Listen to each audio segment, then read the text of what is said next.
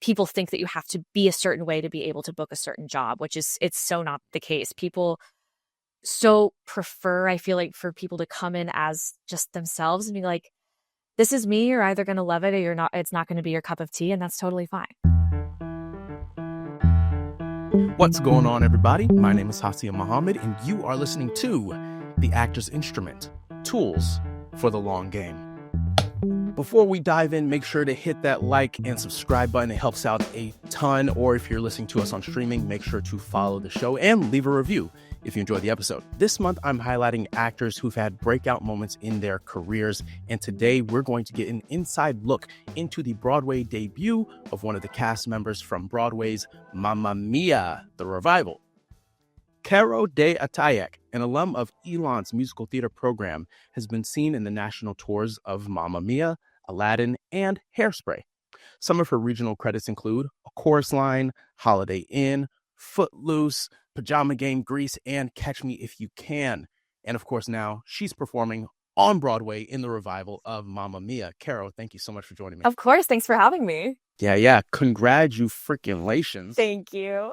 Come on, Broadway. Yeah, Broadway debut, baby. How's it been? Has it been everything you just imagined it would be? Everybody, I feel like, has been asking me that question, and it does truly feel like everything and more that I expected from my Broadway debut, which makes it even more special. We've been doing this for about exactly a month now with tech rehearsals and previews and opening. And so now we're just getting into the swing of things and doing the 8-show week and all that comes with that. But yeah, it also feels super familiar because I've been doing this on the road for the past year and a half. So it's just like coming home. Before we dive more into your experience in Mamma Mia, the question that I like to ask everyone, and I want to hit it right off the bat, is there a defining quality that you possess that separates you as a storyteller?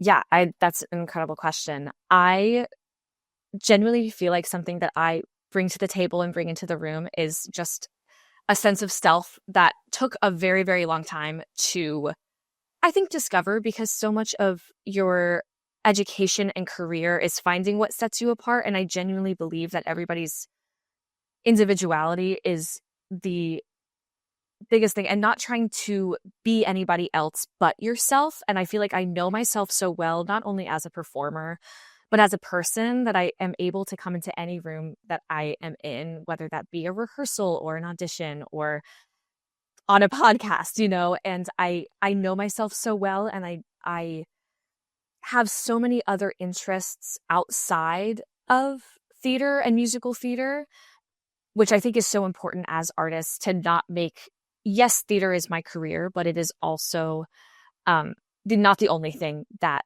defines me, even though it's my passion and my love that I also happen to just like make a living with. I have so much more to me as an individual that I think only makes me more well-rounded as an artist. And I do think that being just like a real normal dropped in person, rather than trying to be this like perfect copy of what I think they want in the room, I think that sets me apart, which is, it sounds crazy that like I feel like my individuality is what sets me apart, but it's kind of true. What I'm hearing is it's not just your individuality, but your awareness of it. Yes, exactly. Right. Because I think something I've seen a lot, and I've experienced a lot myself, is like this pressure in the business to just be an actor. Yeah. And like nothing else matters. And we pour everything we have into it for obvious reasons. Yes. But we are human behind it. And it makes you so much more interesting if there's like other ways that you're bringing in stories, and you're talking about storytellers. Like, I love to read. That's one of my favorite things to do. I love like video games. I love, like, I'm a very social person. So I feel like connecting with people and being kind of a social butterfly. Also, like, I get to learn so much about all the people in the world around me by meeting all these other people. And like, there's just like so much more than just being like a perfect musical theater copy, because I feel like that also, like, the musical theater side of it warrants a certain kind of, people think that you have to be a certain way to be able to book a certain job, which is, it's so not the case. People so prefer, I feel like, for people to come in as just themselves and be like, this is me, you're either going to love it or you're not, it's not going to be your cup of tea, and that's totally fine. That's amazing. And that's, I dare I say, like, you're kind of beyond your years in that thinking. I mean, I'm only a couple years old. I'm about to say, I don't think we're that separated. We're not, what, like 3 or 4 years maybe. Yeah. But what I will say is that from the experience I've had, I mean, I've interviewed dozens of guests. This is episode 70 something. Yeah. Wow. And it's usually my older guests who have had this realization and who speak about making sure that you have a life outside of the business and that you're a whole person. So that's what I mean by saying like you're beyond your years. How have you felt like that has really aided you as an actor? I think that it is evident I've been very, very lucky in terms of the opportunities that have been presented to me. And I totally recognize that. But yes, of course, like the foundation of my education and having an incredible support system and drive that has been instilled in me from a very, very young age. Basically, it won't take no for an answer. There we go. That's it, folks. Like for an example, my first big job after the pandemic was on the non-union Hairspray National Tour year 1. While I was there, I was not represented by an agent. I had booked that job all by myself over the pandemic through 7 or 8 rounds of virtual auditions. We can get into also that story later if we get to it. Sure. But I was very much like an advocate for myself in that way. And I reached out to a casting director that I knew worked in the office of Aladdin. And I had seen that there was a posting for a couple replacement tracks on the tour that was going out because some people had dropped out. And I directly messaged this person and was like, if you get me into the room of this show, I know that I will book it. And the fact that that person took a chance on me and was like, okay, great, I'm going to get you an audition then. And then a week later, I found out that I had gotten the Aladdin National Tour all on my own, just from being like, I know that I believe in myself and I believe in my capabilities. I know the show is right for me. I know that I meant to do this show. And it ended up working out in my favor. And I've been so lucky to be like working and kind of hopping from tour to tour and job to job in my like professional career post-grad, even with the pandemic and everything that happened there. So again, I told you I yap and I don't even remember what the original question was. Doesn't even matter because I think we have landed in a really juicy place. Yeah. It's funny, I was prepping some social media stuff for the show for next week. And I literally earlier today, I recorded a clip about advocating for oneself. Yeah. And the importance of like, you know yourself better than anyone else does. Like, you know what you're talented at. You know what you're right for. Yeah. I had week before, I had a callback for a play, and it was, I've had reps my entire time I've been out of school. Yeah. Wow. From since Showcase. And I reached out to the casting director directly about this particular project because I have a relationship with that casting director. And then I reached out to my agents and I was like, hey, I submitted, I submitted myself, just want to like make sure we're all on the same page. And they were like, they're looking for like real comedians for this, Hassiem. And I was like, and they didn't say it in a, they were basically just saying like, that's why we hadn't submitted you. Like we're good to know that you're interested. Yeah. And even the casting director, when I went in for the audition, she just burst out laughing when she saw me because she was like, I would have never thought. Yeah. Right. She was like, I would have never thought. And I was like, that's interesting because I think I'm great for this. And sure enough, I do the audition. The playwright he gave me the call back in the room. Yeah. He was like, okay, so you're coming back on Monday. And you're like, okay, great. I'll put it in my calendar. Right. And it just goes to show, I tell that story just as you told your story about Aladdin to say like, nobody knows you like you know you. Yeah. Nobody. Even it's important to have really strong reps, and I love my reps and they are truly fantastic. Yeah. But you've got to go out and make it yourself because nobody's responsible for your career but you. Yeah. And so I think that's just really an inspiring story because Aladdin, that was an equity Broadway national tour. Yeah. It was. And I was non-equity at the time. I did not have an agent at the time. I was in communications and in meetings for agents, but I did it solely by myself, literally from the road, like on the first year of Hairspray. And I was also, I feel like in my education and just in my career, whenever we would have like we don't do exactly a showcase at Elon, but we did a casting director series where we would bring in casting directors and agents and audition for them on campus, basically. And we would get to spend extra time and we would kind of get to schmooze them a little bit and start to form that relationship. And they would always ask us, what do you see yourself in that is on Broadway currently that we could submit you for tomorrow? And I'm Middle Eastern.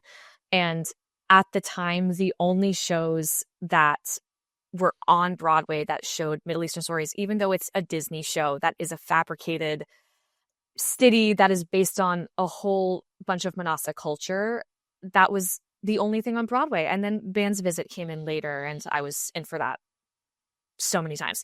But it was like Aladdin was always like, as a dancer, as someone who's a Lebanese American, like it was like one of the only niches that I feel like I was like I could fit into. So it was always like this pipe dream of mine that I was like, if I book Disney's Aladdin, I will like know that in my head I was like that I've made it.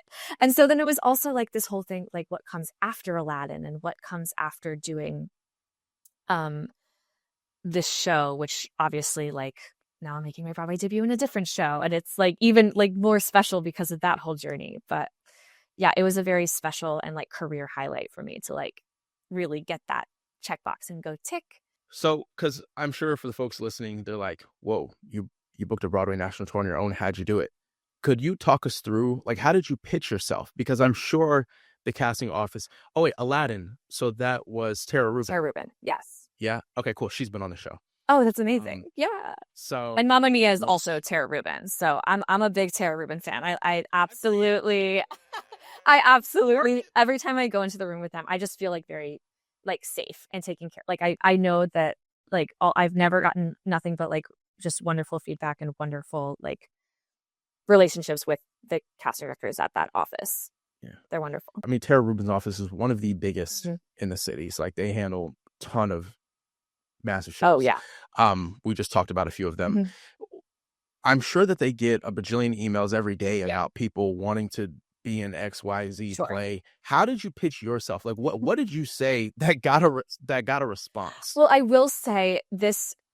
I think I kind of touched on it, but I had a personal relationship with one of the casting assistants at Tara Rubin, who at the time was not even on the Aladdin account.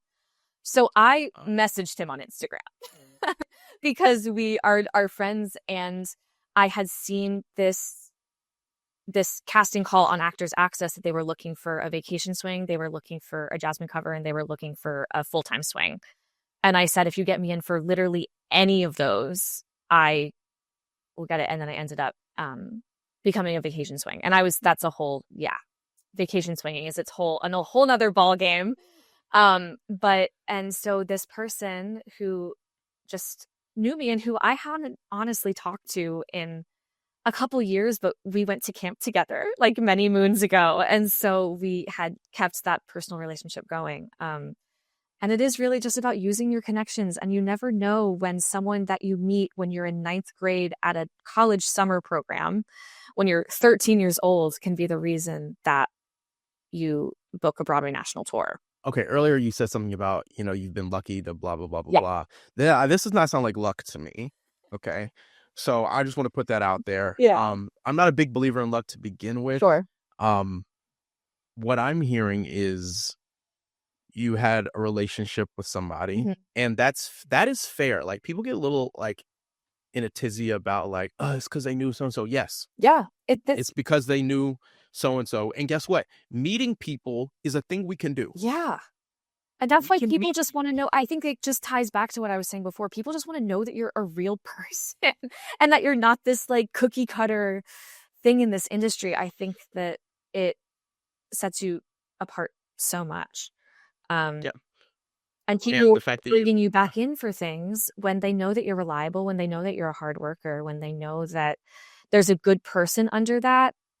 That's something that I know was a very important part of the Mamma Mia process, that I think specifically the Mamma Mia team, they with love and light, I feel like everybody is right in this industry for Mamma Mia, every single person. But what sets the Mamma Mia directing, choreography, producing team apart is that they look for good people, and they bring in people that they feel in the room. I know that they cross-referenced us with people who we had worked with in the past.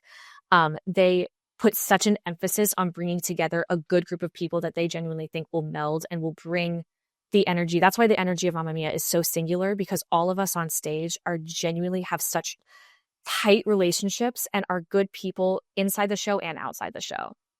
And I thought that was something so special that they did with this casting process. Was I've never worked with a group of people who like this in my life in a completely 100% positive way. And yeah, I'm glad to hear that for you, because not every experience. No, exactly. And trust me, I've had polar opposite experiences as well. But that's fire. Okay, so you met somebody at camp, and I mean, you knew them well enough and felt comfortable enough, or maybe you were just risky enough. Yeah, I really did. Put yourself, whatever it was, but to put yourself out there, to reach out to them over Instagram. I've had another casting director on this show, big time casting director, Tiffany Little Canfield, who said, like, if you're great for something I'm casting, DM me. Yeah. So that's not like out of this world. What I'd love to know from that experience, Hairspray, non-union, I'm sure that was something. Yes.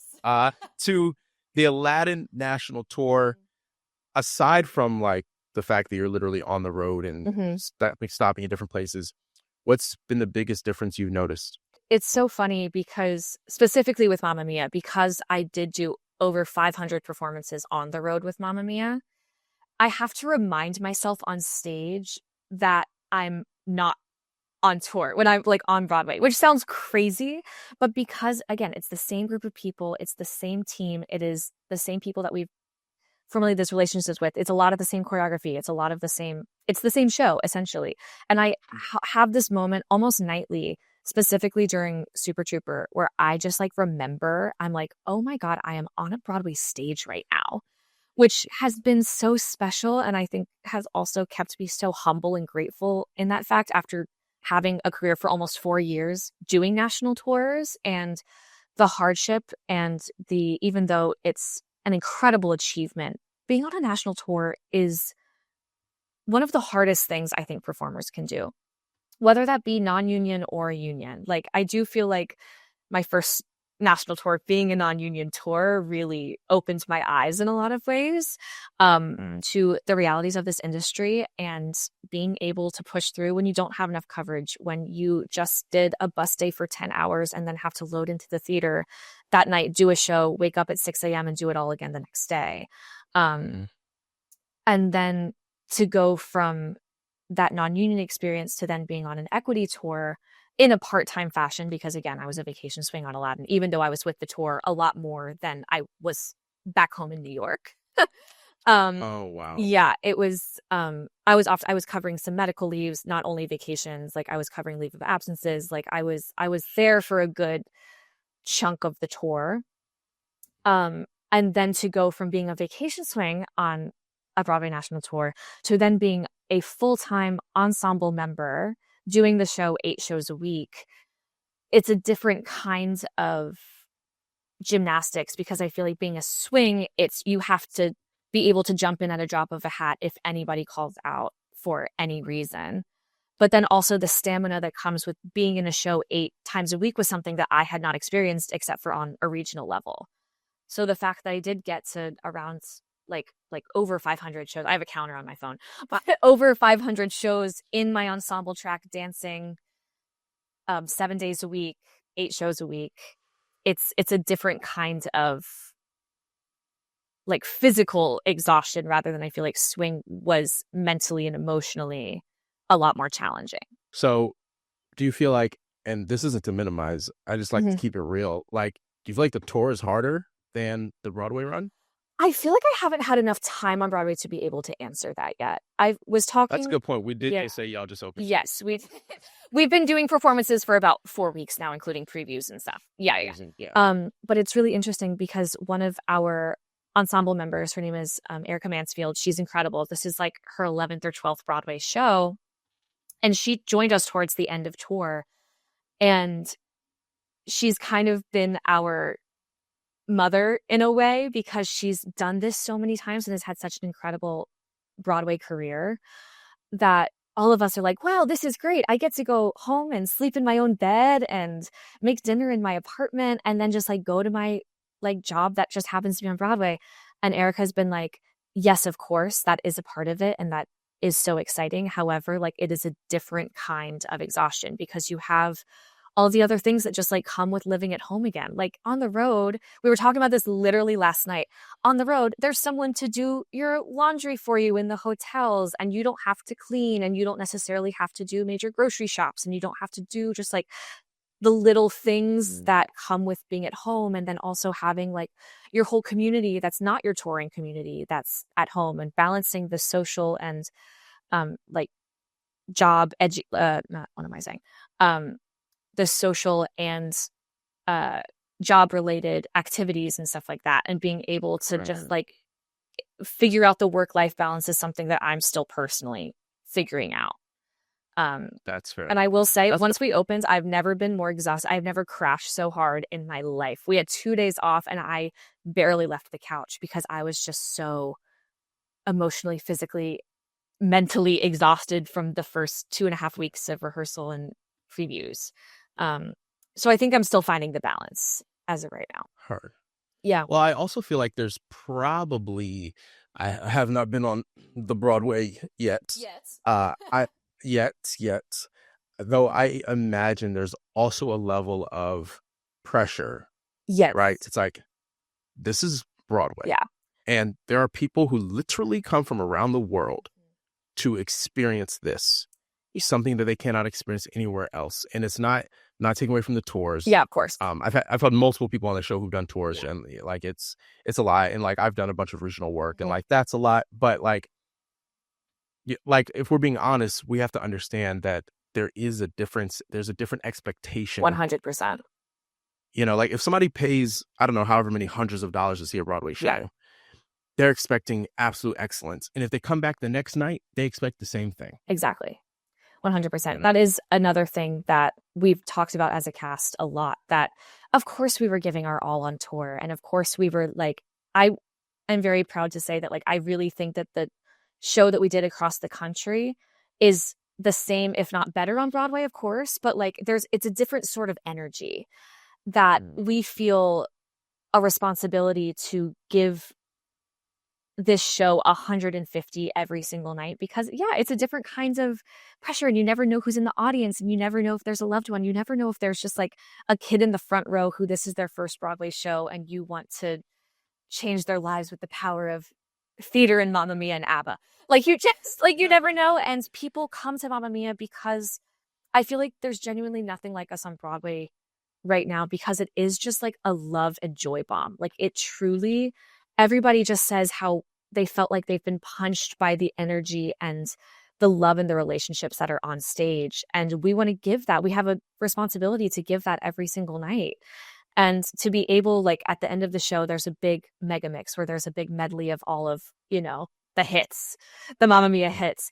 And to be able to look out into the audience and to see everybody swaying along with us, and to see everybody singing and dancing in the aisles and rushing down the aisles to be able to like watch the pit and to watch us closer, and to like, they're giving that energy to us. And so we want to give that energy right back to them. Yeah. Man, that's got to be an amazing feeling. It really is. I've never felt like that much just love and joy radiating from the audience before. It's been so special. That's fire. Yeah. Okay, so we talked a bit about your path to Broadway, like clearly booking your first tour, leading into your first Broadway national tour, same casting office. Yeah. Get on the Mamma Mia tour as a vacation swing, like all the or the Aladdin tour at vacation swing, then Mamma Mia full time. Aladdin tour vacation. Yeah. Thank you for pressure here. Aladdin tour vacation, Mamma Mia full time, and then they're going to come to Broadway. Obviously, you're in contention for it. Before all of that, you went to Elon. Yes, I did. You went to UNCSA for high school. That's where we met. It was my freshman year of college. You were a senior in high school, I think. Oh, so wow. We're only like a year. It's like a year. Great. So I just want to talk a little bit about like the university experience. Yeah. Was Elon like your first choice pick? Like, was that where you always wanted to go? Well, yes. So I grew up in Greensboro, North Carolina, which is about 45 minutes both from Winston-Salem, where we went to UNCSA, and about 40 minutes from Burlington, which is where Elon is. So my mom and my parents are the best. They would always we would go see national tours at DPAC, and we would travel to UNCSA, and we would travel to Elon to go see the shows. And once it became clear to my mom that this was something that I did want to pursue as a career, really before Elon, my audition for UNCSA, I did not want to go. I was so excited. I went to Greensboro Day School in Greensboro. I was so excited to do my senior musical. I was so excited to finish out my time in not elementary school, high school, middle school. I had been with these same people since I was in third grade. I wanted to graduate with my class, all this kind of stuff. And my mom was like, I think this would just be a really good opportunity for you to go audition for UNCSA for their high school program because it's a good practice for college auditions. And so I was like, okay, yeah, fine, I'll start prepping for it. I did the audition. I spent the day on campus, and I was like, wait, this might actually be something that I'm more interested in than I initially thought, because it kind of was like a year of college before college. We lived on campus, we lived in dorms, we worked with the college professors that you guys were working with as college students. And so I was like, maybe this is actually something that I could see for myself. And then I got the call that I was asked to join the Impulse Ensemble of the UNCSA High School Drama Program for that senior year. And it was a big thing for me because I was like, am I ready to leave home? Am I ready to do school? And it kind of just got to the point where I was like, yes, I am ready for this. And at UNCSA, so much of the focus of that high school journey was on college auditions and was on that kind of stuff. And Elon, again, as I said, was always on my radar. I grew up seeing shows there.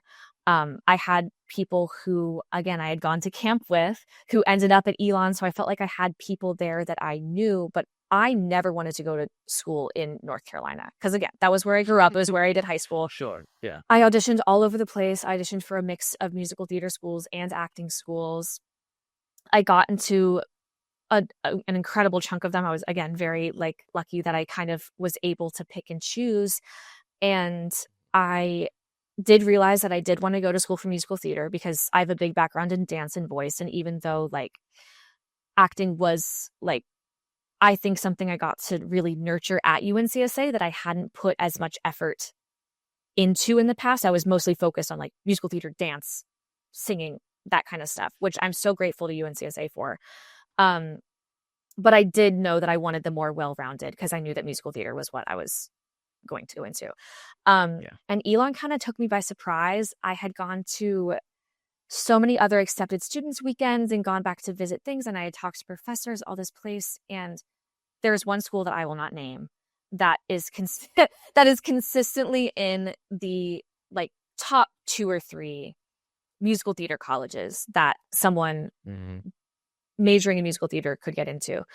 And I did the accepted students weekend there. And I had this gut feeling that I was like, something's not right.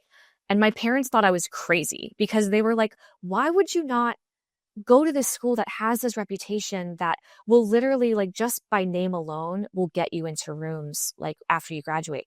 And I was like, I had a really uneasy feeling about it. And then as soon as I stepped, the next week, I went to Elon for their accepted students day.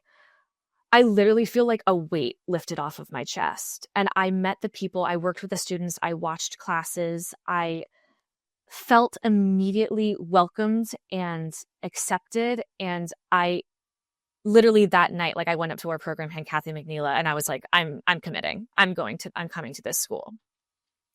And I think that just has to do with gut instincts. And in my career, my gut has never steered me wrong. I had a gut feeling about Aladdin. I had a gut feeling about Hairspray. I had a gut feeling about Mamma Mia. I didn't initially book Mamma Mia right off the bat. I did not book the original company. I was the first replacement to come in. But I knew that I had a gut feeling that I was going to be in this show in some capacity. And it's never steered me wrong. like ever in my career, in my life, in my personal life, like just trusting myself and trusting my gut. And Elon was absolutely where I was meant to be. I met all of my best friends. I met some of my best mentors, and I felt so loved and taken care of and appreciated there. It wasn't like a competitive school at all. They really focused on like us being a team, but also like nurturing our individualities and like finding where we fit in the industry, but not only the industry, just like in an educational setting. And yeah, it was honestly the best decision of my life was going to Elon. And I know that a lot of people can't say that about the schools that they ended up going to. Yeah. Right. Yeah. No, but what we can say is trust your gut. Yeah. Trust your gut. Trust your intuition. It's so funny. I'm listening to you tell this story about how you chose Elon. And I also got into a really, really big school. I mean, a lot of big schools. UNCSA is a big Yeah, UNCSA is a very incredible school to get into. But I know what you mean. There's like but there's another school that was also in that kind of top 3. Yeah. I wonder if it's the same school that you're talking about. I'm not sure if we'll talk after this, and I'll talk after. Yeah, because this one's also, I mean, it's probably considered top 2 musical theater programs in the country. Okay. But the funny thing about my experience was, I mean, I was going for acting, not musical theater. And my thing, I'll keep it quick. I reached out to them because I was like, hey, happy to be accepted, like super excited. Again, big name.